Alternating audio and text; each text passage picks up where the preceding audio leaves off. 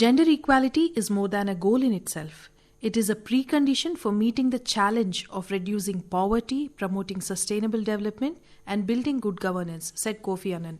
సమానత్వం అనేది మనం ఆశించాల్సిన లక్ష్యం మాత్రమే కాదు, అంటే అంతటితో ఆగిపోకూడదు, అంతకు మించి పేదరిక నిర్మూలనకి, సుస్థిరమైన అభ్యున్నతికి, సుపరిపాలనకి దారితీసే అతి ముఖ్యమైన అంశం సమానత్వం అని కోఫీ అన్నన్ అన్నారు. మరి అదే ధ్యేయంగా ప్రతి సంవత్సరం మహిళా దినోత్సవంలో భాగంగా పలు అంశాలని గుర్తు చేస్తూ మహిళలకి అభ్యున్నతి, సమాన హక్కులు, గౌరవం దక్కాలని కృషి చేస్తున్నాము. ఈ రోజు మీడియా పాత్ర గురించి మనం చర్చించుకోబోతున్నాము. పిల్లల్ని బాగా ప్రభావితం చేసే సామర్థ్యం మీడియాకి ఉంది కాబట్టి, ప్రజల్ని బాగా ప్రభావితం చేసే సామర్థ్యం మీడియాకి ఉంది కాబట్టి మీడియా పాత్ర చాలా ముఖ్యమైనది అని చెప్పొచ్చు. టీవీ, రేడియో, ప్రింట్, సినిమాతో పాటు ఇప్పుడు సోషల్ మీడియా చాలా ముఖ్యమైన పాత్ర పోషిస్తోంది. మనతో ఈ కార్యక్రమంలో పాల్గొనడానికి ప్రొఫెసర్ సునీతారాణి గారు ఉన్నారు, అలాగే జర్నలిస్ట్ స్వేచ్ఛ గారు కూడా ఉన్నారు. మరి ముందుగా సునీతారాణి గారి గురించి తెలుసుకుందాం. Doctor K Sunitharani garu, she's a professor and head at the centre for women studies, university of Hyderabad. Madam gender studies, culture studies, comparative స్టడీస్తో పాటు న్యూ లిటరేచర్స్ ఇన్ ఇంగ్లీష్, అలాగే ట్రాన్స్లేషన్ స్టడీస్ కూడా చేశారు. English to Telugu, Telugu to English చాలా లిటరేచర్ని madam translate చేశారు. ఆస్ట్రేలియాలోని ఆదివాసీ మహిళల ఆత్మకథలపై పీహెచ్డీ చేశారు. ఎన్నో అవగాహన కార్యక్రమాల్లో చాలా ముఖ్య పాత్ర పోషించారు. అంతేకాదు ప్రభుత్వ పాఠశాలల్లో ప్రచారం కోసం చేసిన జెండర్ హ్యాండ్ బుక్స్కి మేడం ఎడిటర్గా వ్యవహరించారు. మేడం, ఈ కార్యక్రమానికి మీకు స్వాగతం. నమస్తే. Thank you నిహార. మన మరో అతిథి స్వేచ్ఛ గారు. స్వేచ్ఛ గారు గత 16 ఏళ్లుగా మీడియా రంగంలో ఉన్నారు. స్వేచ్ఛ గారి ప్రయాణం మహిళా సాధికారతకి సంబంధించిన కార్యక్రమంతోటే మొదలైంది. టీవీ ఛానల్లో అసిస్టెంట్ ప్రొడ్యూసర్గా కెరీర్ మొదలుపెట్టి సృజన అనే మహిళల కార్యక్రమానికి స్క్రిప్ట్ రైటర్గా వ్యవహరించారు. న్యూస్ ప్రెజెంటర్గా, రిపోర్టర్గా తెలుగు ప్రజలందరికీ సుపరిచితులు స్వేచ్ఛ గారు. రాజకీయ పాత్రికేయురాలిగా ప్రస్తుతం వ్యవహరిస్తున్నారు. తెలంగాణ వర్కింగ్ జర్నలిస్ట్ యూనియన్కి స్టేట్ కమిటీ మెంబర్గా ఉన్నారు. తెలంగాణ ఉద్యమంలో పాత్రికేయురాలుగా చాలా కీలక పాత్ర పోషించారు. ఇప్పుడు టెలివిజన్ న్యూస్ ఛానల్లో స్పెషల్ కరెస్పాండెంట్గా పనిచేస్తున్నారు. అంతేకాదు స్వేచ్ఛ గారు మంచి కవయిత్రి, మట్టిపూల గాలి అనే కవితా సంకలనాన్ని ప్రచురించారు. మేడం, ఈ కార్యక్రమానికి మీకు స్వాగతం. థ్యాంక్ యూ అండి. మరోసారి అతిథులిద్దరికీ ఆకాశవాణి తరపున, మా శ్రోతల తరపున కూడా స్వాగతం. మరి మీడియా ఎలా ప్రభావితం చేస్తుందో తెలుసుకునే ముందు అసలు మహిళల హక్కుల గురించి, పోరాటాల గురించి అవగాహన కల్పించడానికి మీడియా ఎలా తోడ్పడిందో చెప్పండి మేడం. సునీతారాణి గారు, అసలు మీడియా ఎలా మొదలైంది, ముఖ్యంగా ప్రింట్ మీడియా ఎలా మొదలైంది, 19th సెంచరీలో ఎంత ఇన్ఫ్లుయెన్స్ చేసింది అన్న దగ్గర నుంచి మనం తెలుసుకుంటూ రావాలి. ఎలా మొదలైంది? ప్రింటింగ్ అన్నది ఒక రెవల్యూషన్, ఒక షేరింగ్ ఆఫ్ ఐడియాస్. చాలా అతి ముఖ్యమైన ఐడియాస్ అన్నీ కూడా ప్రింట్ మీడియా ద్వారానే స్ప్రెడ్ అయ్యాయి. సోషియాలజిస్ట్ చెప్తున్న ప్రకారం చూసుకుంటే 2 విషయాలు ఒక రాడికల్ చేంజ్కి దారితీసాయి. అదేంటంటే, 1 పోస్టల్ సర్వీసెస్, 2 ప్రింటింగ్. సో అక్కడి నుంచి కూడా ఎప్పుడూ మీడియాకు ఒక లక్ష్యం, ఒక ఆశయం, ఒక గోల్ ఉంటూనే వచ్చాయి. ప్రతి విషయంలోనూ మీడియా అదే పాత్ర పోషించింది. అది ప్రింట్ మీడియా, న్యూస్ పేపర్స్ అనుకోండి, లేదా విమెన్స్ మ్యాగజైన్స్ అనుకోండి, లేదా నాటకాలు, తర్వాత వచ్చిన సినిమాలు అనుకోండి, ప్రతి వాటికి కూడా ఒక గోల్ ఉంది. అందులో ముఖ్యంగా మహిళలకి సంబంధించిన విషయాల మీద, అంశాల మీద చాలా ఫోకస్ ఉంటుంది. ఇందులో ముఖ్యంగా నేను ఒక విషయం గురించి మాట్లాడాలనుకుంటున్నా. ఇండియన్ కాంటెక్స్ట్లో తెలుగులోనే చూసుకుంటే 19th సెంచరీ నుంచి స్టార్ట్ చేసి చాలామంది మహిళలు జర్నల్స్ నడిపారు. ఓకే. ఆ జర్నల్స్లో స్త్రీలకు సంబంధించిన అంశాలు, అవి హక్కులు అనుకోండి, బాధ్యతలు అనుకోండి, ఎడ్యుకేషన్ అనుకోండి, రావాల్సిన మార్పు గురించి కూడా చాలా ఐడియాస్ స్ప్రెడ్ చేశారు. చాలా ఇన్స్పైరింగ్గా రాసిన వాళ్ళు ఉన్నారు, కథలు రాసిన వాళ్ళు ఉన్నారు, మ్యాగజైన్స్ నడిపిన వాళ్ళు ఉన్నారు. వీళ్ళందరూ కూడా ఉద్యమాల్లో కూడా పాల్గొన్నారు. అక్కడి నుంచి బహుశా మొదలనుకుంటా ముఖ్యంగా స్త్రీల హక్కుల గురించి మన తెలుగు కాంటెక్స్లో రాయడం జర్నల్స్తో స్టార్ట్ అయింది, మ్యాగజైన్స్తో స్టార్ట్ అయింది. అట్లానే ప్రతి ఉద్యమానికి కూడా, స్త్రీల ఉద్యమానికైనా స్త్రీవాద ఉద్యమానికైనా మీడియా తోడ్పడుతూనే ఉంది. అంటే అది ఐడియా స్ప్రెడ్ చేయడానికైనా, వాళ్ళ ఐడియా స్ప్రెడ్ చేయడానికైనా అనుకోండి, లేదా బయట నుంచి ఐడియాస్ తీసుకోవడానికన్నా అనుకోండి. But it has been playing a very very crucial role and it's still playing a crucial role. అంటే అప్పటి సామాజిక పరిస్థితులను బట్టి అప్పుడు, ఇప్పటి సామాజిక పరిస్థితుల్ని బట్టి ఇప్పుడు మీడియా ఎప్పుడూ చాలా క్రూషియల్ రోలే ప్లే చేస్తుంది అని అంటారు. స్వేచ్ఛ గారు, మరి ఇప్పుడు సామాజిక పరిస్థితుల్లో చాలా మార్పులు వచ్చాయి. మేడం చెప్పినట్టు 19th సెంచరీలోనే జర్నల్స్ నడిపి మహిళలు వాళ్ళ ఇష్యూస్ అందరికీ తెలిసేలా అవగాహన కల్పించారు అంటే it is really surprising and గర్వంగా కూడా అనిపిస్తుంది. We always had a voice అని. సో ఇప్పుడు మార్పులు చాలా వచ్చేసాయి. మహిళల సమస్యలు, వాళ్ళ అవసరాలు, ఆలోచనలు అన్నిటిలో మార్పులు వచ్చేసాయి. మరి నేటి తరం మహిళలకి అనేక మాధ్యమాలు కూడా చాలా అందుబాటులో ఉన్నాయి. మరి జెండర్ ఇష్యూస్ గుర్తించడానికి ఈ మాధ్యమాలు వేదికలు అవుతున్నాయా? అంటే యూజువల్లీ మన డే టు డే లైఫ్లో మనం చాలా వార్తలు చూస్తుంటాం. అంటే న్యూట్రల్గా ఈ ఎలక్ట్రానిక్ మీడియా అనేది అవైలబిలిటీలోకి వచ్చిన తర్వాత టీవీ నుంచి స్టార్ట్ అయింది అనుకోండి, ఆన్ స్క్రీన్ స్టార్ట్ అయినప్పుడు న్యూస్ అనేది మగవాళ్ళు మాత్రమే ఒక టైంలో చూసేవాళ్ళు. మిగతా వాళ్ళు ఈ డివోషనల్ థింగ్స్ కానీ మహిళలకు సంబంధించి సపరేట్గా ఏమన్నా ఎంటర్టైన్మెంట్కి సంబంధించినవి, బ్యూటీకి సంబంధించినవి, వీటికి మాత్రమే రిస్ట్రిక్టెడ్ అన్న ఇది ఉండేది. అంటే ఆ భావన ఎక్కడైతే కొనసాగుతుందో అవి మాత్రమే ప్రసారం చేసే మీడియా కూడా ఉంది. సో విమెన్ అంటే ఏంటి, విమెన్కి సంబంధించిన ప్రోగ్రామ్స్ అంటే ఏంటి అని అంటే మళ్ళీ కుట్లు, అల్లికలు, మేకప్, బ్యూటీ, ఇంటిని ఎట్లా చూసుకోవాలి, చిన్న చిన్న అంటే ఆరోగ్యానికి సంబంధించి వస్తే కూడా ఇంట్లో వాళ్ళకి పిల్లల్ని ఎట్లా చూసుకోవాలి, అందరికీ ఎట్లా కేర్ తీసుకోవాలి, ఇది మాత్రమే నడుస్తూ వచ్చింది. కానీ లేటర్ ఆన్ ఎప్పుడైతే చదువుకుంటూ ఉద్యోగాలు చేస్తూ నిలబడ్డారో, ఫినాన్షియల్గా ఇండిపెండెంట్గా ఉంటూ వస్తున్నారో, అయినప్పటికీ కూడా మగవాళ్ళ చేతిలోనే ఉంటున్న సందర్భాలు ఉన్నాయి. స్టిల్ ఉన్నప్పటికీ కూడా ఇప్పుడు కొంత చేంజ్ వచ్చింది. సో నేను ఇండివిజువల్గా ఉంటున్నప్పుడు, నాది నేను సంపాదించుకుంటున్నప్పుడు, అంటే నన్ను ఒక రోల్లో ఫిక్స్ చేయడం దేనికి, నేను కూడా మనిషినే. సో జెండర్ డిస్క్రిమినేషన్ కాకుండా అందరము సమానమే అన్నట్టుగా, సరే మీకు ఎట్లా కోరికలు ఉంటాయో నాకు ఉంటాయి, నాకు ఇష్టాలు ఉంటాయి. సో ఒక ఇన్స్టిట్యూషన్ లాగా అందరము కలిసి ఉండి నన్ను కూడా గౌరవించాలి అనే ఆలోచన పెరుగుతూ వచ్చింది.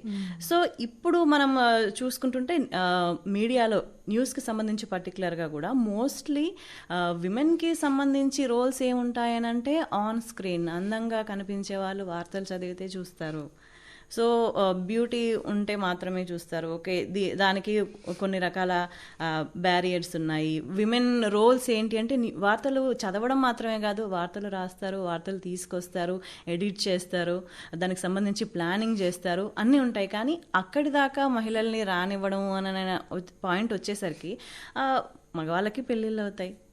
ఆడవాళ్ళు మగవాళ్ళే కదా పెళ్ళిళ్ళు చేసుకునేది. ఒక మెటర్నిటీ సిచ్యువేషన్ కానీ ఇంకేదైనా సిచ్యువేషన్ వచ్చినప్పుడు మనకి మెన్స్ట్రుయేషన్, రకరకాల ఇవి ఉన్నాయి. అంటే ఏదో ఈ బ్యారియర్స్ని చూపించి అక్కడ దాకా వస్తే మొత్తం వ్యవస్థ డిస్టర్బ్ అయిపోతుందనో, వీళ్ళని ఈ రోల్స్లో తీసుకుంటే మళ్ళీ అడ్జస్ట్మెంట్ ఉంటే అడ్జస్ట్ అవ్వాల్సి వస్తుంది. అంటే మగవాళ్ళ రీజన్స్ని కన్సిడర్ చేయాల్సింది కాదు, వాళ్ళు ఏ రీజన్తోనే పెట్టుకోవచ్చు. కానీ ఆడవాళ్ళు తీసుకున్నప్పుడు ఓకే, వీళ్ళని డెస్క్లోనే కూర్చొని, ఒక ఆఫీస్లో కూర్చొని రాసే దగ్గర మాత్రమే పరిమితం చేయాలి, వాళ్ళు నిర్ణయాలు తీసుకోలేరు. ఒక పొజిషన్లో ఉండి, ఆడవాళ్ళ పొజిషన్లో ఉన్నప్పుడు ఆమె కింద ఒక ఆడమే చెప్తుందా, లేడీ కింద ఏం తెలుసు అన్నట్టుగా ఇంట్లో కూర్చొని వంట చేసుకోవచ్చు కదా, ఈమెకు ఉద్యోగం అవసరమా, ఇట్లాంటివి వర్క్ స్పేస్లో ఈ స్టిల్ నడుస్తున్నాయి. కానీ ఇష్యూస్ ఏవైతే అడ్రస్ చేస్తున్నామో కొన్ని మీడియా హౌజెస్ ఎవరైతే యాజమాన్యాలు ఎవరైతే జెండర్ సెంట్రిక్గా ఆలోచించే, ఒక సెన్సిటివిటీ ఉండి ఒక ఈక్వాలిటీ ఉండాలని ఆలోచించే వాళ్ళైతే ప్రోగ్రెసివ్ ప్రోగ్రామ్స్ ప్లాన్ చేయడం, అంటే విమెన్ హెల్త్కి సంబంధించి, మెంటల్ హెల్త్కి సంబంధించి, ఫిజికల్ హెల్త్కి సంబంధించి ఏవైతే వెనక్కి నెడుతూ వస్తున్నాయో విమెన్ని, వాటన్నిటినీ అధిగమించడానికి తోడ్పడే ప్రోగ్రామ్స్ అవి చేస్తూ వచ్చినాయి. సో ఇప్పుడు మళ్ళీ ఈ సోషల్ మీడియా ప్లాట్ఫామ్స్ అన్నీ పెరిగిపోయినాయి. ఈ సందర్భంలో ఈ ప్రోగ్రెసివ్ వేలో వెళ్తున్నవి ఏవైతే ఉంటూ వస్తున్నాయో, ఎట్ ది సేమ్ టైం ఈ ట్రెడిషనల్గా కప్పి ఉంచేవి, అంటే ఆడది అంటే త్యాగం చేస్తుంది, అన్నీ వదులుకొని వస్తుంది, అంటే కాబట్టి నువ్వు గౌరవించాలంటే త్యాగం చేస్తేనే గౌరవించాలా, ఇది కూడా నడుస్తూ వస్తుంది. ఏంటంటే ఒక విషయం, ఆల్వేస్ ఎవరైతే తమల్ని తాము గౌరవించుకోవాలి అన్న భావనతో పెరుగుతూ ఉంటారో, ఒక ఇండివిజువాలిటీ, ఒక సెల్ఫ్ రెస్పెక్ట్ అనే దేంతో ఉంటూ వస్తుంటారో, దానికోసం స్ట్రగుల్ చేస్తూ ఉంటారో, వాళ్ళు ముందుకు వెళ్తూ ఉంటారు. సో ఎక్కడైతే వెనక్కి లాగబడతారో అక్కడ లాగబడతానే ఉన్నారు. ఇది కంటిన్యూ అవుతా ఉంది. మీరు 2 generations కనెక్ట్ అయి వర్క్ చేశారు కదా స్వేచ్ఛ గారు, మరి ఈ ఆలోచన దృక్పథంలో మార్పు మీరేమన్నా గమనించారా? లాస్ట్ 2 డికేడ్స్లో? అంటే ఏ విధంగా? ప్రోగ్రామింగ్ విషయంలో. అంటే అంతకుముందు ఈ విమెన్ ప్రోగ్రామ్స్ అని అంటే అంతకుముందు చెప్పినాను కదా, ఈ కుట్లు అల్లికలను ఈ రిస్ట్రిక్టెడ్ మాత్రమే. అంటే విమెన్ పొలిటికల్ థింగ్స్ మాట్లాడతారా, రాజకీయాలు మాట్లాడతారా, ఎందుకు ఇంట్లో కూర్చోవచ్చు కదా. ఇప్పుడు ఈవెన్ మనం ప్రాక్టికల్గా చూస్తే పార్టీస్లో కూడా ఎంతవరకు ఉంది ప్రాతినిధ్యం? స్టిల్ 33% కోసమే ఫైట్ చేస్తున్నాం మనం, నాట్ ఫర్ 50%. ఇంకా అదే పరిస్థితిలో ఉన్నాం. కానీ ఈ జనరేషన్లో, వస్తున్న జనరేషన్స్లో, అంతకుముందు జనరేషన్స్లో ఇండివిజువాలిటీ కోరుకునే వాళ్ళు, ఇండిపెండెంట్గా ఉండేవాళ్ళు లేరని కాదు. ఆ సిచ్యువేషన్స్, చుట్టూ ఉన్న వాతావరణం దానికి అనుకూలించే సందర్భాలు, పరిస్థితులు తక్కువ ఉన్నాయి. కానీ ఇప్పుడు సొంతంగా ఉద్యోగాలు చేసుకుంటున్నారు, సొంత కాళ్ళ మీద నిలబడుతున్నారు, సొంతంగా హక్కుల కోసం మాట్లాడుతున్న పరిస్థితి కనిపిస్తుంది. సో డెఫినెట్గా చేంజ్ ఉంది. అండ్ ఈ సోషల్ మీడియాలో చూసుకుంటే కూడా, అంటే మనం ఏ వైపు వెళ్తాము, మనం ఏది చూస్ చేసుకుంటాము అనేదే డిసైడ్ చేస్తుంది అన్నింటినీ. సో ఇక్కడ మేడంని నేను అడగదలుచుకుంటున్నాను. మేడం, మీరు జెండర్ స్టడీస్లో చాలా యాక్టివ్గా ఇన్వాల్వ్ అయి ఉన్నారు. అలాగే కొన్ని శాంపుల్ స్టడీస్ కూడా మీరు చేసుంటారు. సో మరి అందులో భాగంగా మీడియా కన్జంప్షన్ విషయానికి వస్తే, మేడం స్వేచ్ఛ గారు అన్నారు చేంజ్ అయితే వచ్చింది, ఆడవాళ్ళకి ఎలాంటి కార్యక్రమాలు ప్రయోజనకరంగా ఉంటాయి అని ఆలోచించే విషయంలో. ఎందుకంటే లక్కీలీ ఇప్పుడు పాలసీ మేకింగ్ ప్లేస్లో కొంతమంది ఆడవాళ్ళు కూడా ఉన్నారు, ప్రొడ్యూసర్స్గా స్వేచ్ఛ గారు లాంటి వాళ్ళు కూడా ఉన్నారు. కాబట్టి డెఫినెట్లీ ఒక చేంజ్ అయితే వచ్చింది. కానీ కన్జంప్షన్ విషయానికి వస్తే ఎలా ఉంది? మీడియా ద్వారా ప్రసారం అవుతున్న ఈ సమాచారాన్ని ప్రజలు ఎలా వినియోగించుకుంటున్నారు? ఇది ప్రయోజనకరంగా ఉందా? అయితే ఇక్కడ కొన్ని విషయాలు ఇహారా. ఒకటి, ఒక విషయం అంటూ మీడియాలో ఉండడం, అంటే దాని గురించి మాట్లాడడం, అదే విషయాన్ని ఏ రకంగా మాట్లాడారు అన్న విషయం, ఏ రకంగా ప్రజెంట్ చేశారన్న విషయం, ఆ రంగంలో ఆడవాళ్ళు ఉన్నారా లేదా అన్నది ఒకటైతే, నెంబర్ని బట్టి ఇంతమంది ఆడవాళ్ళు కూడా ఉన్నారని చెప్పడం ఒకటైతే, వాళ్ళని ఏ పొజిషన్స్లో, ఇందాక స్వేచ్ఛ గారు చెప్పినట్టు ఏ రోల్స్లో ఉన్నారు, ఏ అజెండా మాట్లాడుతున్నారు, ఏ ఐడియాలజీ మాట్లాడేలా చేస్తున్నారు అన్నది కూడా ఇంపార్టెంట్ కదా. మొదటి నుంచి కూడా అది జరిగింది. నేను ఇందాక చెప్పినట్టు నిజమే ఆడవాళ్ళు జర్నల్స్ నడిపారు, కానీ అందులో కొన్ని జర్నల్స్ ఎలా నడిచాయంటే, ఒక మంచి మహిళగా ఎలా ఉండాలి, ఒక మంచి భార్యగా ఎలా ఉండాలి అన్నట్టు కాండక్ట్ బుక్స్ కూడా నడిచాయి. సో దేనికైనా కూడా ఒక హిడెన్ అజెండా ఉంటుంది, ఒక డిస్క్రీట్ అజెండా కూడా ఉంటుంది, షుగర్ కోటెడ్ పిల్లగా నడిచే అజెండా కూడా ఉంటుంది. ఇవన్నీ ఉంటాయి. ఆడవాళ్ళు కూడా ఇప్పుడు నిజంగానే మీడియా అందరికీ దగ్గరగా వచ్చేసింది. మొబైల్ ఫోన్స్ అందరి చేతిలోనూ ఉన్నాయి. టీవీ చూడలేకపోయినా మొబైల్ ఫోన్స్ చూస్తున్నారు. చదవగలిగే వాళ్ళు న్యూస్ పేపర్స్ చదువుతున్నారు. అన్నీ యాక్సెస్లో ఉన్నాయి. కానీ ఆ ఇన్ఫ్లుయెన్స్ వాళ్ళ మీద ఎలా ఉంటుంది అన్నది I feel is the most important thing. A idea convey అవుతుంది. ఇప్పటికీ కూడా స్వేచ్ఛ గారు చెప్పింది చాలా కరెక్ట్. ఏ వయస్సు ఆడవాళ్ళని మనము స్క్రీన్ మీద చూస్తున్నాం, ఎలాంటి ఆడవాళ్ళని చూస్తున్నాం స్క్రీన్ మీద అంటే ప్రెజెంటబిలిటీ మీకు బాగా తెలుసు. How presentability is being still define. అదే ఇమేజే కదా మిగతా వాళ్ళకి కూడా వస్తుంది. అదే ఇమేజే వచ్చినంత వరకు, అవే ఐడియాసే వచ్చినంత వరకు కన్జంప్షన్ ఎంతగా ఉన్నా కూడా women also become part of that agenda. వాళ్ళ ఐడియాస్ తీసుకుంటారు, అవే స్ప్రెడ్ చేస్తారు కదా. చూడండి, భాషను చూడండి ఒకసారి, మీడియాలో ఉపయోగించే భాష.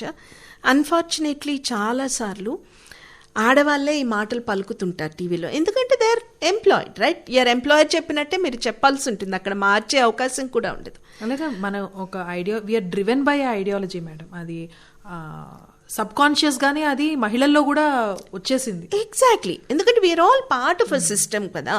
ఎంతవరకు అంటూ బయటకు రాగలం. అందుకనే ప్రతి చోట పరిశీలన చేసుకుంటూ ఉండడం అవసరం. దానికోసం కొన్ని స్ట్రాటజీస్ అవసరం అవుతాయి, కొన్ని ఐడియాస్, కొన్ని టూల్స్ అవసరం అవుతాయి.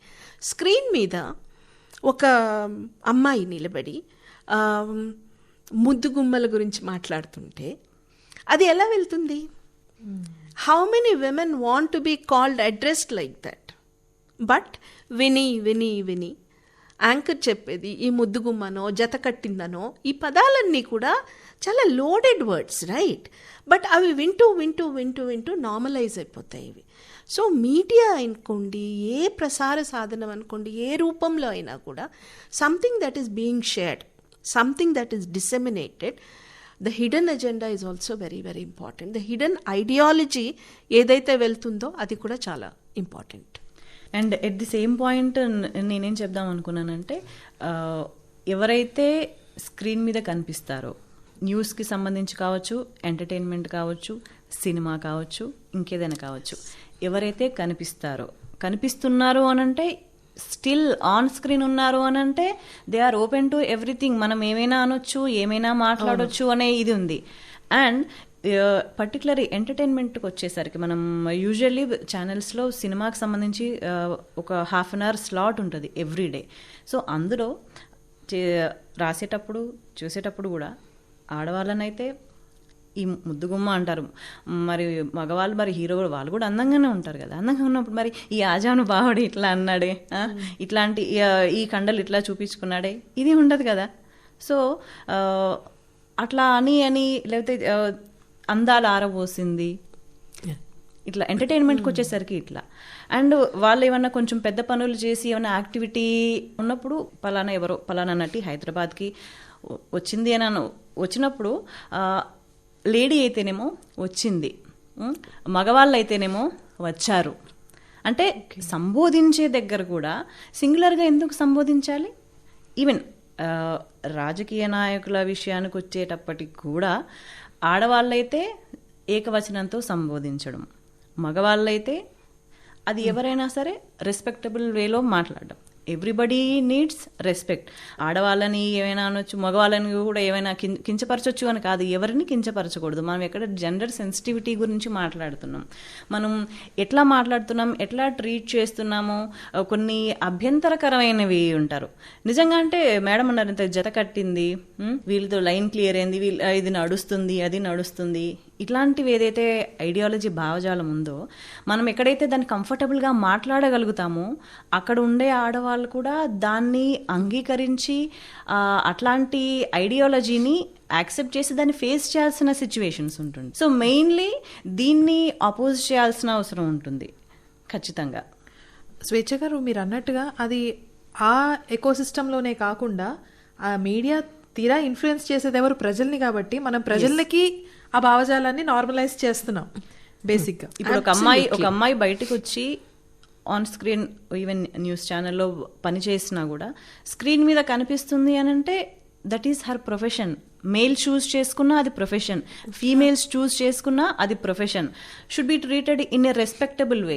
మేల్ కనిపించినప్పుడు ఉండని ఇది ఫీమేల్ కనిపించినప్పుడు ఎందుకు వస్తుంది, ఎందుకు ఆ చులకన భావం? చాలా మంది తల్లిదండ్రులు కూడా ఈ జర్నలిజం కానీ ఆన్ స్క్రీన్ ఇట్లా పంపించాలనుకున్నప్పుడు నువ్వు స్క్రీన్ మీద కనిపిస్తే 10 మంది ఏమనుకుంటారు, నువ్వు ఇట్లా అన్ని జుట్టు స్టైల్ చేసుకుని ఏదో లిప్స్టిక్ వేసుకుని అట్లా కనిపిస్తే అందరూ ఏమనుకుంటారు? ఈవెన్ రిపోర్టింగ్కి వెళ్ళినా సరే, ప్రజలకు ఉపయోగపడే దానికి సంబంధించి ఒక ఇష్యూని రిపోర్ట్ చేయడానికి వెళ్ళినా సరే, నువ్వు రోడ్ల మీద తిరుగుతా 10 మందిలో కనిపిస్తే మా పరువు ఏమవుతుంది అనుకునే పరిస్థితులు స్టిల్ ఉన్నాయి. అది కేవలం ఆడవాళ్ళ విషయానికి వస్తేనే.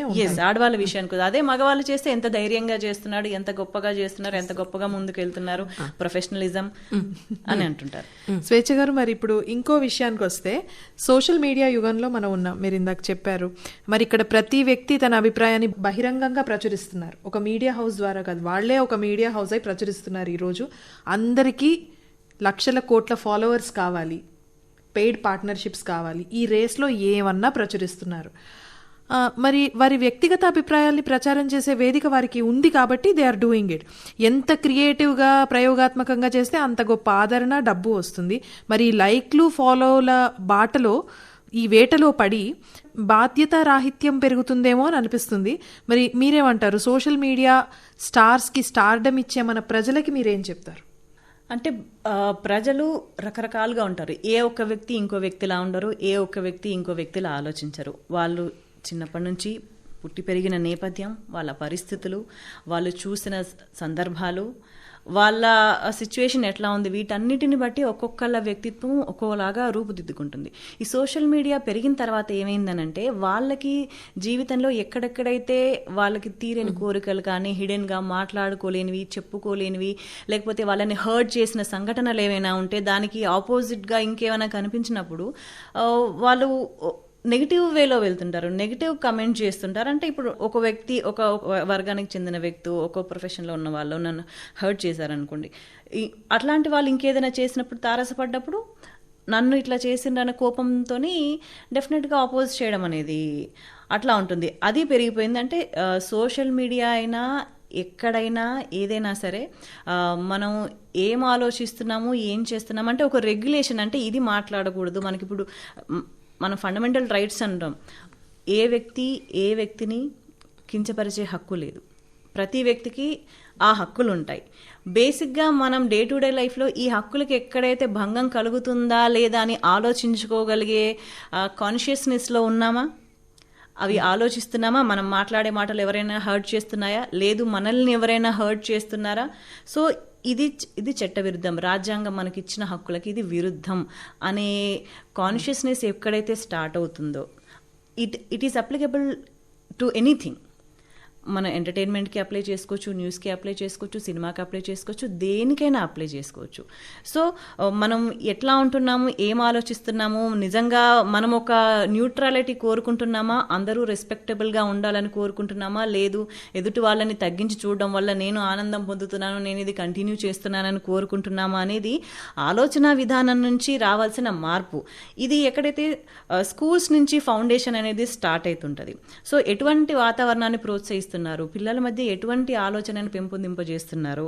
అండ్ అమ్మాయిలు అబ్బాయిల విషయానికి వచ్చేసరికి స్కూల్ నుంచి కూడా, అంటే అబ్బాయిలు మాట్లాడుకోకూడదు, మాట్లాడుకుంటే తప్పను, అడాలసెంట్కి టీన్ దాటి వచ్చేసి మాట్లాడుతున్నప్పుడు అదో విచిత్రమైన ప్రపంచంలాగా, మాట్లాడితే తప్పు అన్నట్టు, అయ్యో వీళ్ళు మాట్లాడుతున్నారు, వాళ్ళు కలిసి కూర్చొని తిన్నారు, ఇది కాదు.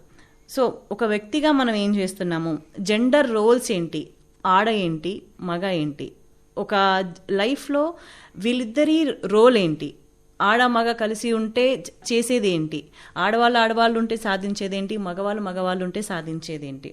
సో ఇదంతా మనమంతరం ఒక వ్యవస్థలో భాగం అనే దాన్ని చిన్న వయసు నుంచే, ఈవెన్ చిన్న వయసులో చెప్పలేదు, ఈవెన్ కాలేజెస్లో అయినా సరే, సో తనని తాను డెవలప్ చేసుకుంటా ఎదుటి వాళ్ళు కూడా డెవలప్ అయ్యే విధంగా ఉండాలి మన ప్రవర్తన అనే దాన్ని ఎక్కడైతే నేర్పించడం, ఎక్కడైతే దాన్ని ఇంప్లిమెంట్ చేయడం. చిన్న వయసులో అంటే నేర్పించగలుగుతాం, స్కూల్స్లో కాలేజెస్లో అంటే నేర్పించగలుగుతాం, వర్క్ ప్లేస్లో ఇంకో చోట అయితే నేర్పించలేని పరిస్థితి ఉంటుంది, ఎందుకంటే వాళ్ళు పెరిగిపోయి ఉంటారు. కానీ ఇక్కడ అటువంటివి ఎలో చేయము అనే వాతావరణం ఎప్పుడైతే ఉంటుందో దాన్ని అంగీకరించక తప్పని పరిస్థితి ఉంటుంది కదా, అక్కడి నుంచి మార్పు జరుగుతుందని నేను అనుకుంటున్నాను.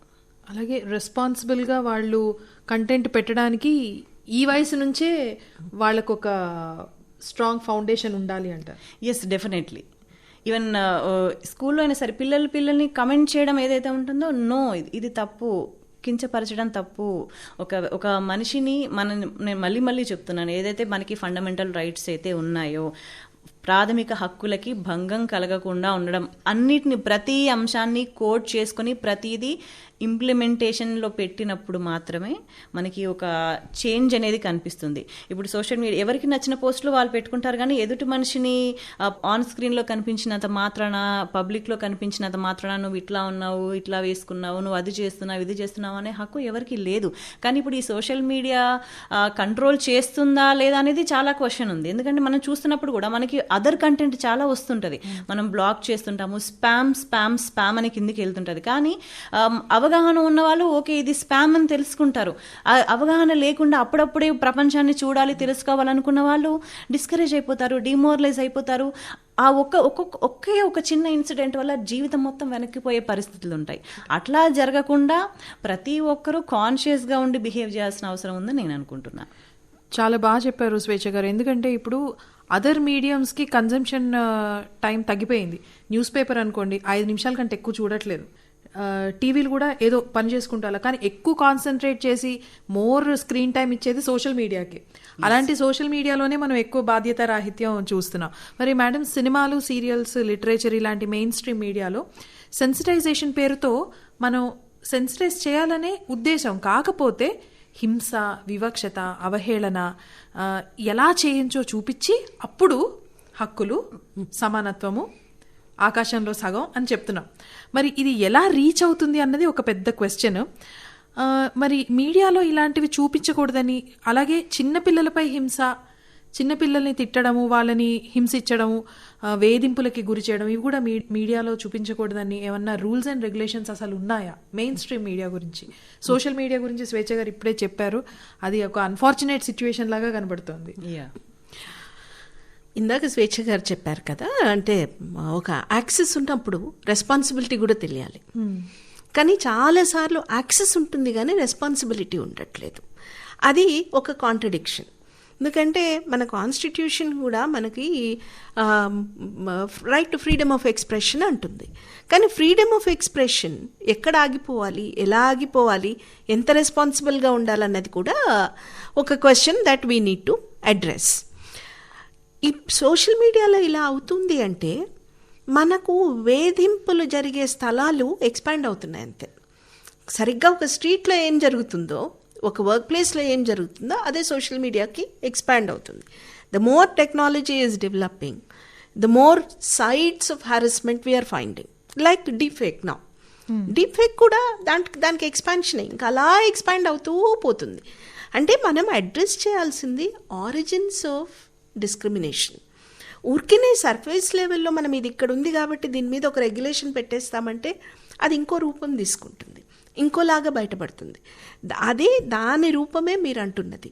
అంటే సినిమా పొడుగునా హింస చూపించి, సినిమా పొడుగునా కూడా వేధింపులు చూపించి, చివరిలో ఒక మాట లేదా ఒక 2 నిమిషాల మోరల్ స్పీచ్, ఆడవాళ్ళని హింసించకూడదు, పిల్లల్ని పని చేయించకూడదు, పిల్లల మీద హింస కూడదు, ఒక 2 నిమిషాలు చెప్పినంత మాత్రాన the entire movie is not going to change కదా. ఇందాక మనం అనుకున్నట్టు ద హిడెన్ కరిక్యులం, ఇవన్నిట్లోనూ ఉండే హిడెన్ కరిక్యులంని లోపల నుంచి, ఆరిజిన్స్ నుంచి మార్చాల్సిన అవసరం ఉంది. సో జెండర్ సెన్సిటైజేషన్ అన్నది కూడా ఎలాంటి జెండర్ సెన్సిటైజేషన్ మీరు చూస్తూనే ఉంటారు. ప్రతిసారి మనం ఇంటర్నేషనల్ విమెన్స్ డే చేసినప్పుడు చాలా మెసేజెస్ సర్క్యులేట్ అవుతుంటాయి. ఆడవాళ్ళని పూజించాలి, ఆడవాళ్ళని గౌరవించాలి, ఆడవాళ్ళంటే మాతృదేవతని. ఇది జెండర్ సెన్సిటైజేషన్ కాదు, ఇది నిజానికి రీటరేషన్ ఆఫ్ జెండర్ స్టీరియోటైప్స్. ఇంకా దీనమైన వాళ్ళు, పాపం కదా, వాళ్ళ మీద జాలిపడాలి. ఆఖరికి ఏ లెవెల్కి వెళ్తుందంటే వాళ్ళు కూడా మనుషులేనని గుర్తించండి, which is the most pathetic thing. ఎవరిని మనుషులని గుర్తించాలి అంటే ఒకరు ప్రివిలేజ్డ్ పొజిషన్లోకి వెళ్ళి ఇంకొకరిని మీరు మనుషులను గుర్తించాలి అంటారు. This is not gender sensitization. So even this gender sensitivity కూడా, దాన్ని కూడా కొంచెం విమర్శనాత్మకంగా చూడాల్సింది. అది మళ్ళీ హైరార్కీని ఎస్టాబ్లిష్ చేస్తుందా, ఉన్న స్టీరియోటైప్స్ని రీట్రేట్ చేస్తుందా అన్నది కూడా ఆలోచించాల్సింది. ప్రతి చట్టం ప్రకారం బాలల మీద, పిల్లల మీద హింస చూపించడం నేరమే. హింస ఎవరి మీద చూపించినా నేరం. హింసను గ్లోరిఫై చేసి చూపించడం అది ఇంకా పెద్ద నేరం. మరి సెన్సర్షిప్, నిజంగా ఇదొక విషయం డిస్కస్ చేయాల్సింది. కొన్నిటికి సెన్సర్షిప్ ఉంది, ఫార్మల్ సెన్సర్షిప్, కొన్నిటికి లేదు. ఉన్నదేమైనా డిఫరెన్స్ ఉంటుందా సెన్సర్షిప్ ఉన్న చోట?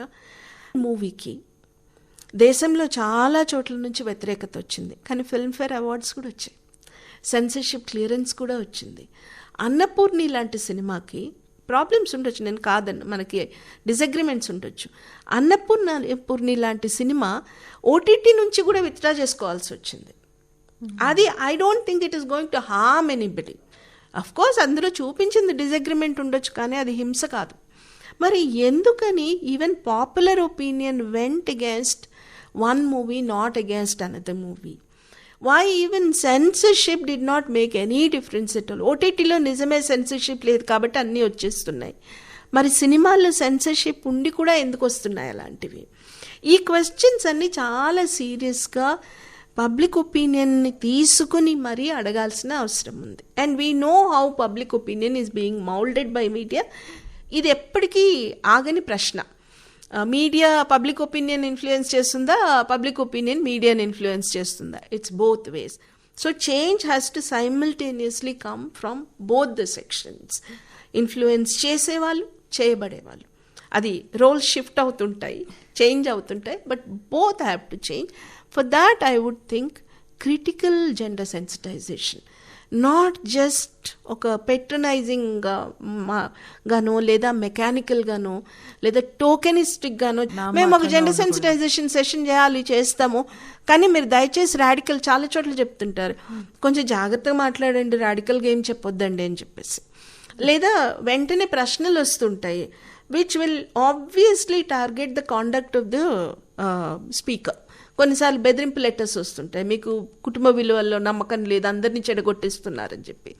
ఇలాంటివన్నీ జరుగుతుంటాయి. సోషల్ మీడియాలో ఒకవైపు ట్రోలింగ్, ఇంకోవైపు పర్సనల్గా కూడా వస్తుంటాయి, మీరు చెడగొట్టకండి అని చెప్పి, మీరు పొల్యూట్ చేయకండి మా వాళ్ళని అని చెప్పేసి. సో అన్ని వైపులో ఒక critical gender sensitization about equality. Equality అంటే ఇందాక స్వేచ్ఛ గారు చెప్పినట్టు dignity, respect, right to profession, right to a life with dignity రావాలంటే ఈక్వాలిటీ గురించి ఇంకొంచెం లోతుగా ఆలోచించాలి, ఎక్స్క్లూషన్ గురించి ఇంకొంచెం లోతుగా ఆలోచించాలి. అది చేయాలంటే జెండర్ ఇంకా మిగతా ఐడెంటిటీస్ని కూడా ఆలోచించాల్సి వస్తుంది కదా. ఇంటర్నేషనల్ విమెన్స్ డే అంటేనే వర్కింగ్ విమెన్ గురించి కదా, వర్కింగ్ క్లాస్ విమెన్ గురించి. మనం కొంచెం బహుశా ముందుకు వచ్చి, ముఖ్యంగా మన ఇండియన్ కాంటెక్స్లో వర్కింగ్ విమెన్ ఎక్కడో వదిలేసాం, మనం వర్కింగ్ క్లాస్ విమెన్ వదిలేసాం. ఇంటర్నేషనల్ విమెన్స్ డే అంటే either it is about middle class women, about their familial roles అనుకుంటాం, లేదా ఎక్స్ట్రాడినరీ విమెన్ అచీవర్స్ వాళ్ళ గురించి అనుకుంటాం. No, it is about all women. It is about dignity for all women. And media should also act in a responsible manner where it can come up with critical thought, critical thinking about equality, particularly gender equality. Madam, ఒక అకాడమిషియన్గా మీరు చెప్పిన విషయాలు, అలాగే ఒక active జర్నలిస్ట్గా స్వేచ్ఛ గారు చెప్పిన విషయాలు చూస్తుంటే నాకేమనిపిస్తుందంటే, ఈ జెండర్ ఈక్వాలిటీ గురించి ఒక అవగాహన అందరికీ రావాలి, అందరూ జెండర్ సెన్సిటివ్గా యాక్ట్ చేయాలి అని అంటే ఇది ఓవర్ నైట్ జరిగేది కాదు. అలాగే లైక్ స్వేచ్ఛ గారు రైట్లీ పాయింటెడ్ అవుట్ ఇందాక, ఆ పెంపకంలోనే అది ఉండాలి. సో పెంపకంలో ఉండాలి అంటే పేరెంట్స్ జెండర్ సెన్సిటివ్గా ఆలోచించాలి, వాళ్ళు పిల్లలు వెళ్ళే ప్రతి ఎకోసిస్టమ్ అలా ఉండాలి. సో అది ప్రస్తుతానికి ఒక చక్కటి కళలాగా ఉంది, ఆ కళ నెరవేరుతుంది అని అనుకుందాం. మరి ఈ సంవత్సరం మహిళా దినోత్సవం థీమ్ గురించి మాట్లాడుకోకపోతే ఇది ఇన్కంప్లీట్ అవుతుందేమో. బట్ బిఫోర్ దట్ స్వేచ్ఛ గారిని ఒకటి అడగాలనుకుంటున్నాను. మీడియాలో ఎక్స్టెన్సివ్గా జెండర్ ఇష్యూస్ మాట్లాడుతున్నాం ఈ రోజుల్లో, కానీ మహిళల్లో 2011 ఎర్లీ 2000 వరకు కూడా మహిళల్లో అసలు వాళ్ళ రైట్స్ గురించి వాళ్ళకి అవగాహన కానివ్వండి, ఒక డెమోక్రటిక్ సిస్టంలో ప్రజాస్వామ్య హక్కులు వాళ్ళు నిర్వర్తిస్తున్నప్పటికీ కూడా వాళ్ళ ఓన్ విల్ మీద నిర్వర్తించే పరిస్థితి లేకుండింది. మరి అందులో ఇప్పుడు మనం we're talking about their women representation as women candidates, ఎలక్షన్స్లో విమెన్ క్యాండిడేట్స్గా వాళ్ళ రిప్రజెంటేషన్ గురించి మనం మాట్లాడుతున్నాం. కానీ ఎంతమంది మహిళలకి వాళ్ళ డెమోక్రటిక్ రైట్స్ పట్ల కానివ్వండి, గవర్నెన్స్ పట్ల కానివ్వండి అవగాహన ఉందని మీరు అనుకుంటున్నారు? మీరు ప్రజల్లోకి వెళ్ళి మమేకమై వర్క్ చేస్తున్నారు కాబట్టి your opinion will definitely add some value.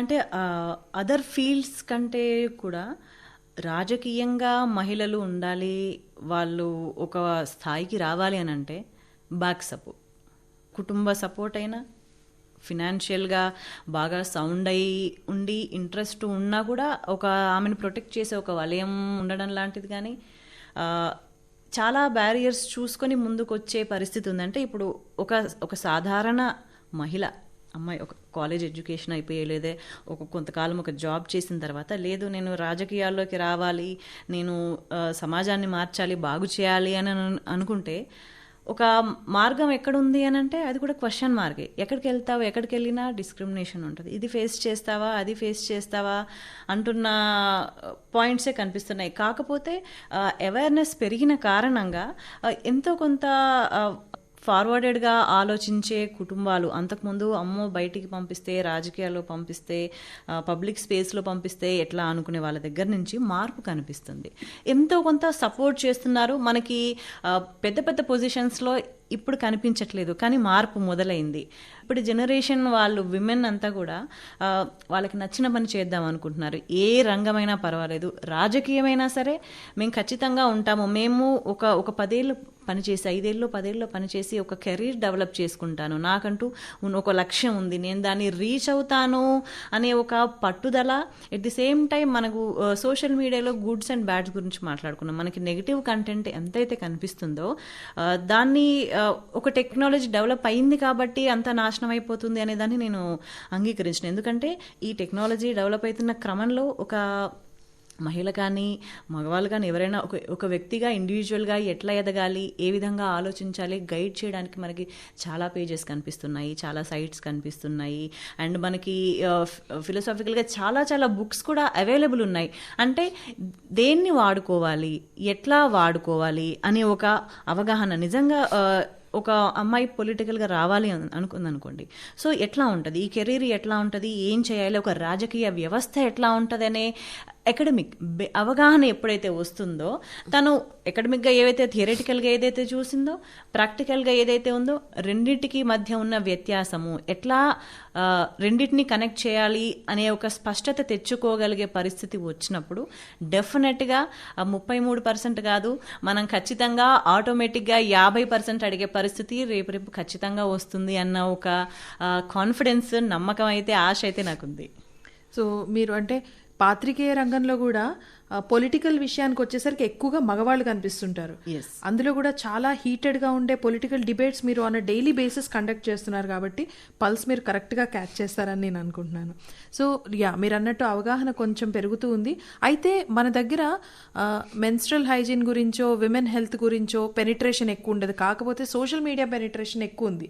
So దాన్ని ఎంత బాగా మహిళలు వాడుకోవాలి అన్నది మీరు బాగా చెప్పారు స్వేచ్ఛ గారు. దాన్ని అందులో ఉన్న నెగిటివిటీ తీసేసి పాజిటివ్ గా దాన్ని ఎలా యూజ్ చేసుకోవాలి, మనమే ఫిల్టరేషన్ పెట్టుకోవాలి.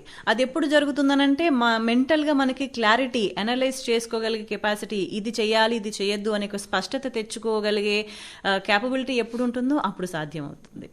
మరి చివరిగా ఈ సంవత్సరం విమెన్స్ డే అంశం గురించి మాట్లాడుకుందాం. Invest in women, accelerate progress. మరి మహిళల్లో పురోగతి సాధించాలి అంటే ఆడపిల్లల విద్య, శారీరక మానసిక ఆరోగ్యంపై పెట్టుబడి పెట్టాలి అని అంటున్నారు. మరి ఇప్పుడు అమ్మాయిలు ఇమోషనల్గా కూడా చాలా స్ట్రాంగ్గా ఉండడం ఇంపార్టెంట్ కాబట్టి మరి వాళ్ళ ఇమోషనల్ స్ట్రెంగ్త్కి ఎలాంటి పెట్టుబడి పెట్టాలంటారో ముందుగా మేడం మీరు చెప్పండి. మీరు ఇందాకన్నా చూసారా, ఏ మార్పైనా ఇంటి నుంచే రావాలి, పేరెంట్స్ కూడా కొంత ఇనిషియేటివ్ తీసుకోవాలని చెప్పేసి. అయితే మీరు చెప్పింది నిజమే, కానీ కొంతవరకు నిజం. ఎందుకంటే మనం ఇప్పుడున్న ప్రపంచంలో పిల్లలు కేవలం ఇంట్లోనే పెరగట్లేదు, పిల్లలకి కేవలం తల్లిదండ్రులే పెంచట్లేదు, చాలా ప్రభావాలు ఇంట్లోకి కూడా చొచ్చుకొని వచ్చేస్తున్నాయి. కాబట్టి కనిపించి కొన్ని, కనిపించని కొన్ని, నిజమైనవి కొన్ని, వర్చువల్ కొన్ని, ఇవన్నీ కలిపి పిల్లల్ని పెంచుతున్నాయి. అంటే ఎంత పేరెంట్స్కి ఎంత అయితే బాధ్యత ఉందో సొసైటీకి, స్కూల్కి, మీడియాకి కూడా అంతే బాధ్యత ఉంటుంది ఒకరిని పెంచాలంటే ఒక రకంగా. కాబట్టి పేరెంట్స్కి ఎంత రోల్ ఉందో మిగతా అందరికీ కూడా అదే రోల్ ఉంది. సెన్సిటైజేషన్లో, సెన్సిటివిటీలో, చేంజ్లో ఇవన్నీ ఉన్నాయి. ఇందాక మీరు అన్నారు చూసారా, ఇంటర్నేషనల్ విమెన్స్ డేకి ఈసారి క్యాంపెయిన్ థీమ్ ఏమంటే ఇన్స్పైర్ ఇంక్లూషన్. ఇంక్లూషన్ అన్నది చాలా అవసరం, ఎందుకంటే exclusion is a very big challenge. But at the same time include చేయడం అన్నది ఎలా ఇంక్లూడ్ చేయాలి, ఎక్కడ ఇంక్లూడ్ చేయాలి, వాళ్ళకి ఇష్టం లేని చోటు ఇంక్లూడ్ చేయాలా, లేకపోతే వాళ్ళ చాయిస్ని బట్టి ఇంక్లూడ్ చేయాలా, వాళ్ళని ఎలా ఎంపవర్ చేస్తాం? ఎంపవర్మెంట్ అంటే ఓన్లీ ఎకనామిక్ ఎంపవర్మెంటా, లేకపోతే డిస్క్రిషన్తో కూడిన ఎంపవర్మెంటా, that they can make a choice. And that choice with discretion and that choice with decision making is called emotional strength. ఆ ఎమోషనల్ స్ట్రెంగ్త్ రావాలంటే కూడా సపోర్ట్ సిస్టమ్స్ కూడా చాలా స్ట్రాంగ్గా ఉండాలి. కాన్స్టెంట్గా వెనక్కి లాగుతూ ఉంటే, కాన్స్టెంట్గా ప్రతి ఒక్కరూ ప్రతి ఒక్క సోర్స్ చెప్తూ ఉంటే నీకు ఇది చేత కాదు, నువ్వు చేయలేవు, లేదా నీకు మళ్ళీ కాన్సిక్వెన్సెస్ ఉంటాయంటే ఎవరి ఎమోషనల్ హెల్త్ అయినా ఎలా స్ట్రాంగ్గా ఉంటుంది? ఎందుకు సపోర్ట్ సిస్టమ్ గురించి మాట్లాడతాం?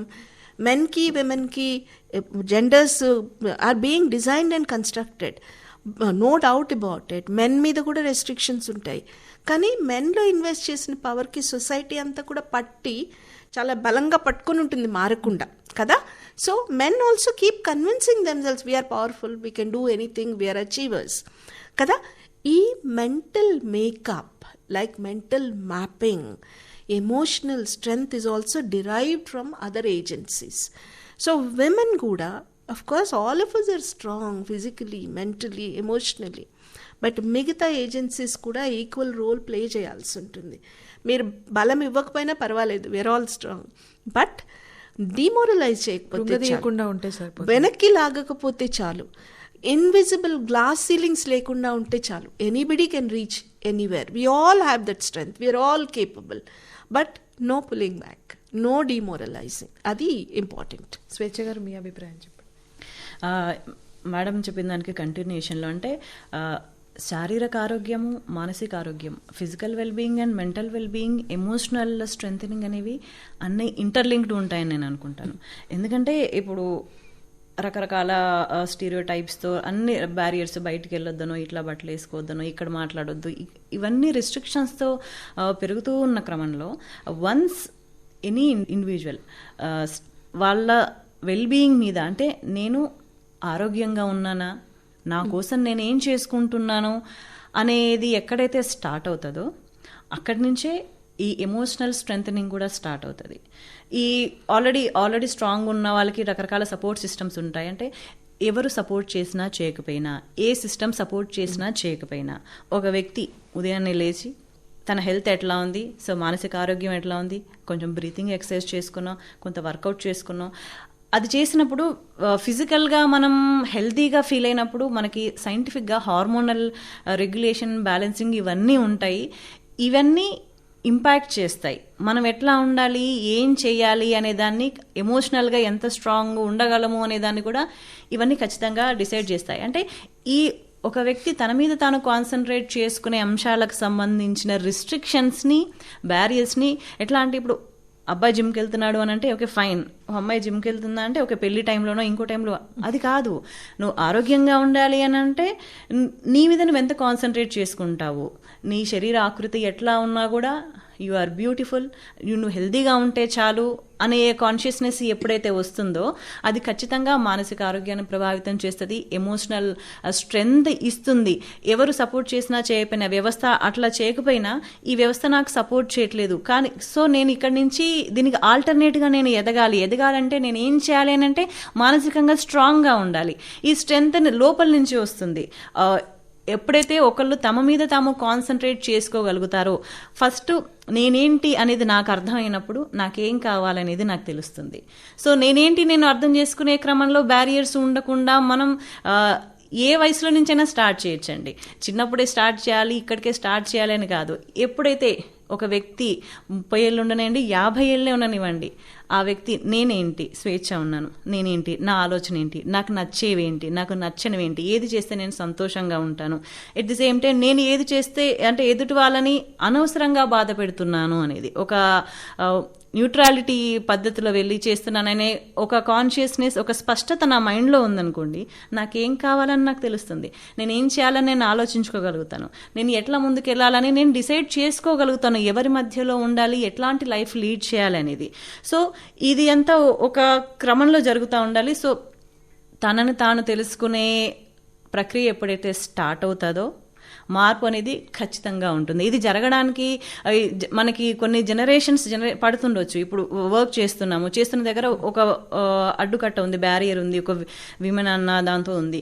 నేను దీన్ని క్రాస్ చేయాలంటే నాకు 10 ఏళ్ళు పడుతుండొచ్చు. కానీ నేను 10 ఏళ్ళు ఈ పని చేసే క్రమంలో నా తర్వాత వచ్చే వాళ్ళకి ఇది ఫేస్ చేయకుండా ఉండే విధంగా నేను ఏం చేస్తాను అనే ఒక కాన్షియస్నెస్తో నేను పని చేసినప్పుడు, నేను ఇప్పుడు 10 ఏళ్ల తర్వాత నేను ఈ స్థాయికి వచ్చినప్పుడు, ఇవాళ కొత్తగా స్టార్ట్ చేసే వాళ్ళకి నేను స్ట్రగుల్ చేసినట్టుగా 10 ఏళ్ళు స్ట్రగుల్ చేయాల్సిన అవసరం ఉండకూడదు అని ఎప్పుడైతే చేస్తానో అప్పుడు నెక్స్ట్ జనరేషన్ ఫర్దర్గా ప్రోగ్రెస్ అవుతుంది. ఇంకొక విషయం కూడా చెప్పాలనుకుంటున్నా ఏంటంటే ఎవ్రీ విమెన్స్ డే రోజు ఆ రోజు మాత్రమే హక్కుల గురించి మాట్లాడడం ఇంకోటో అంటే ఈ డే టు డే లైఫ్లో ఇంట్లో ఉండి బాధ్యతలు చూసుకునే వాళ్ళైనా, వర్క్ చేసే వాళ్ళైనా, ఏ ప్రొఫెషన్లో ఉండే మహిళలైనా సరే ఈ బ్యారియర్స్ అన్నింటితో ఫైట్ చేయడానికే టైం సరిపోతున్నప్పుడు తమను తాము అప్గ్రేడ్ చేసుకునే వెసులుబాటు ఎక్కడ దొరుకుతుంది అంటే ఒక అడుగు ముందుకి 2 అడుగులు వెనక్కి పడుతున్నప్పుడు ఓవరాల్ లాంగ్ రన్లో మనకి ప్రోగ్రెస్ కనిపిస్తుంది తప్ప నిజంగా అంటే ఆ మోటివేషన్ ఎక్కడెక్కడో ఆగిపోతారు. ఆ ఫిల్టరేషన్ జరుగుతుంది. అల్టిమేట్గా అనుకున్నది చేసే గోల్ రీచ్ అయ్యే దగ్గరలో మళ్ళీ ఎంతమంది ఉన్నారు ఒక్కొక్క ఫీల్డ్లో అని చూపిస్తే మళ్ళీ వేళ్ళ మీద లెక్క పెట్టుకోవాల్సిన సందర్భాలే ఉంటాయి. సో ఎప్పుడైతే మనం ఈ కాన్షియస్నెస్తో చేసుకుంటూ వెళ్తామో నిజంగా ఈ మళ్ళీ విమెన్స్ డే వచ్చినప్పుడు కూడా ఈ నా హక్కులు ఇవ్వాలన్నది ఇది కాపాడండి అని కాకుండా లాస్ట్ ఇయర్ ఈ ప్రోగ్రెస్ జరిగింది. ఒక ప్రొఫెషనల్గా ఒక వ్యక్తిగా నేను ఇంతవరకు రాగలిగాను. ఈ సంవత్సరానికి నా అప్గ్రేడేషన్ ఇది, నా డెవలప్మెంట్ ఇది, ఓవరాల్గా విమెన్ లైఫ్స్లో వెల్బీయింగ్లో ఉన్న డెవలప్మెంట్ ఇది అని మాట్లాడుకునే రోజు రావాలని నేను కోరుకుంటున్నాను. స్వేచ్ఛ గారు చాలా బాగా చెప్పారు. అంటే ఈ సాధారణంగా విమెన్స్ డే కార్యక్రమం అంటే ఆడియన్స్ విమెనే ఉండాలి, మహిళలే ఉండాలి అని అనుకుంటారు. కానీ ప్రతి కార్యక్రమం ఇంటర్నేషనల్ విమెన్స్ డే సందర్భంగా కానివ్వండి, ఇంకేదన్నా సందర్భంగా చేసినప్పుడు అందులో సమాజం ఆడియన్స్గా ఉండాలి, కమ్యూనిటీ యాజ్ అ హోల్ ఆడియన్స్గా ఉండాలి. మరి మన శ్రోతలందరూ కూడా ఈ కార్యక్రమాన్ని విని ఎంతో కొంత ఆలోచిస్తారు అని నేను అనుకుంటున్నాను. ఈ కార్యక్రమంలో పాల్గొన్నందుకు ప్రొఫెసర్ సునీతారాణి గారికి, స్వేచ్ఛ గారికి ఆకాశవాణి తరపున థ్యాంక్స్. Thank you.